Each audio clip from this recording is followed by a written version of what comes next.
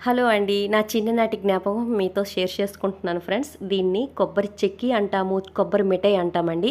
మా శ్రీకాకుళం, వైజాగ్, విజయనగరం వాళ్ళకైతే 80స్, 90స్‌లో పుట్టిన వాళ్ళకి ఈ స్వీట్ కోసం చాలా చాలా బాగా తెలుసండి. ఎందుకంటే మేము చిన్నప్పుడు ఊర్లోకి ఒక సైకిల్ మీద ఒకతను ప్లేట్‌లో పట్టుకొని వచ్చేవాడు. అతను పాత బుక్స్‌కి, ఇనుప సామాన్లకి ఇచ్చేవాడండి. తెగ ఎతికేసేవాళ్ళమండి ఈ స్వీట్ కోసం. అతనొచ్చాడంటే ఈ కొబ్బరి మిఠాయి కోసం అయితే పాత బుక్కులు ఏవైనా ఇనుప సామాన్లుంటే ఎతికేసేవాళ్ళమండి.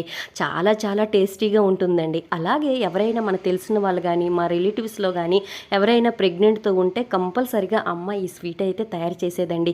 ఈ చెక్కీ అయితే మా ఇంట్లో చాలా బాగా తయారు చేస్తారండి. ఎవరైనా ప్రెగ్నెంట్ వాళ్ళ దగ్గరికి వెళ్ళేటప్పుడు ఈ స్వీట్ తీసుకెళ్తారండి. చాలా చాలా టేస్టీగా ఉంటుందండి. ఎందుకో సడన్‌గా నిన్న నా చిన్ననాటి జ్ఞాపకం అయితే గుర్తొచ్చిందండి. సర్లే మన ఇంట్లో కొబ్బరి చెక్కు ఉంది, అలాగే పంచదార ఉంది, అలాగే మనం కూడా తయారు చేసుకొని